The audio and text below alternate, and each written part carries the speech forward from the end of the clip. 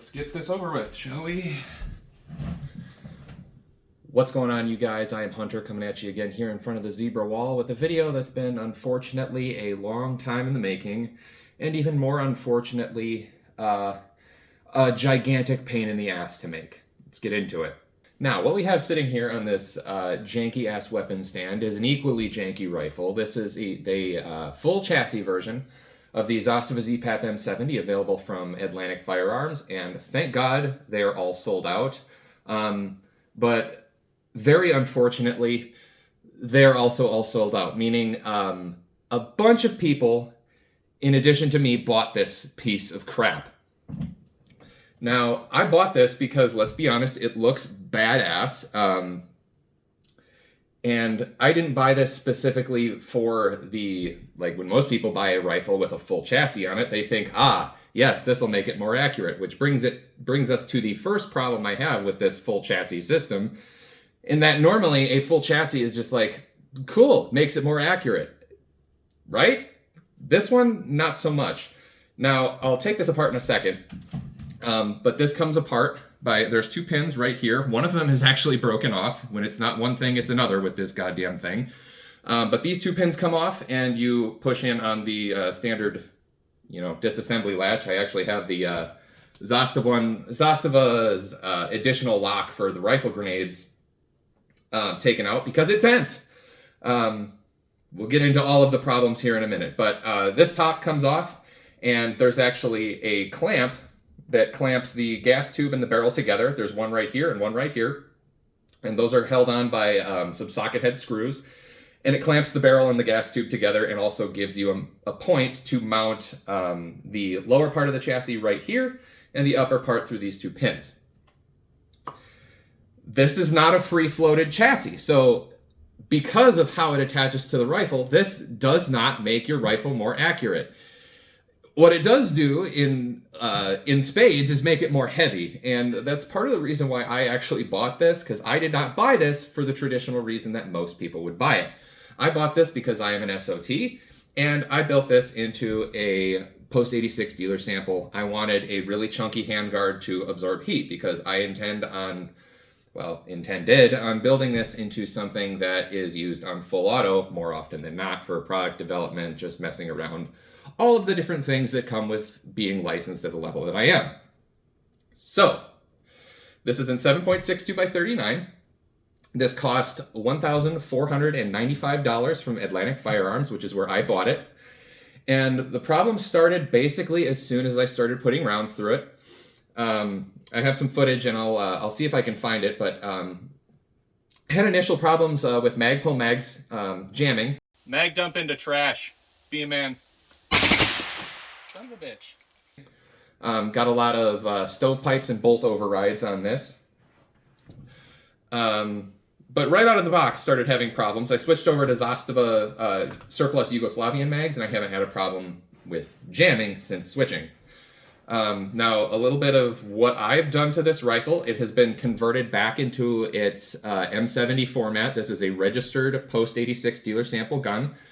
It has a surplus Yugoslavian bolt carrier, the original bolt head, so as to keep the same head space. Do not change out the whole bolt, just the bolt carrier.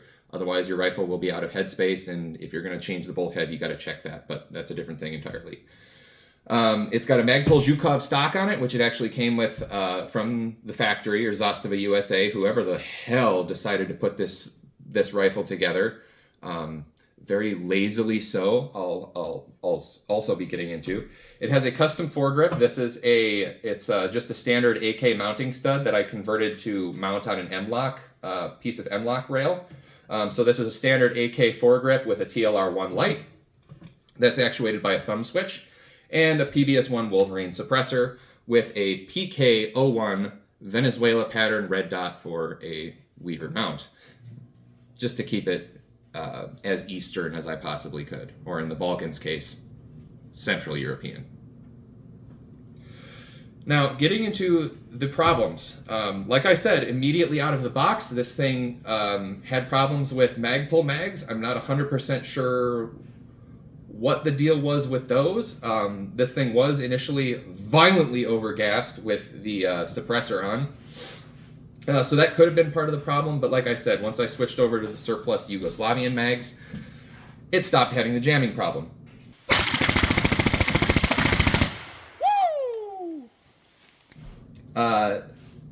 That leads into the second problem of many, which is this thing is violently overgassed, especially with a suppressor on it.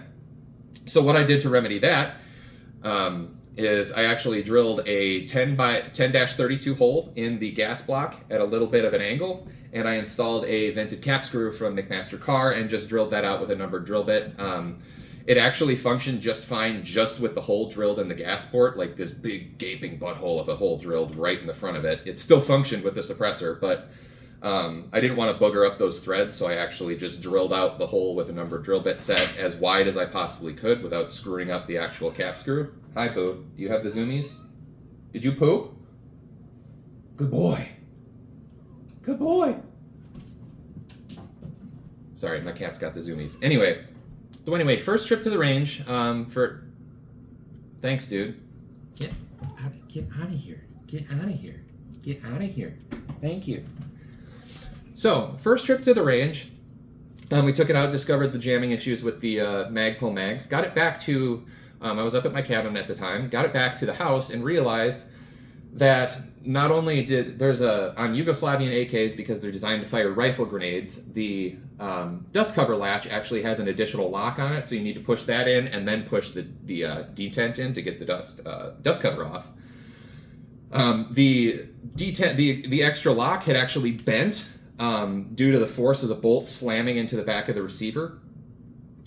So I actually had to grind a piece off in order to get that out, and I just left it out because I didn't feel like replacing it, and it's not needed because I'm not launching rifle grenades. But in disassembling it, I also realized that the end cap had come off. This part, I'll enclose pictures here, but the end cap of this was actually... So getting into this chassis, the upper part, what I thought was a monolithic piece of aluminum, the lower is one piece of aluminum. This is actually 3 pieces. It consists of this top rib and this end cap. This end cap is like the most shitty TIG weld tacks I've ever seen.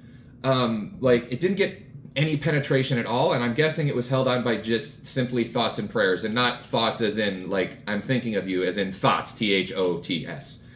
They didn't even get the thoughts part into these welds, let alone penetration. But the top part is held on by, I believe, 6 hex cap screws that they didn't even use Loctite on.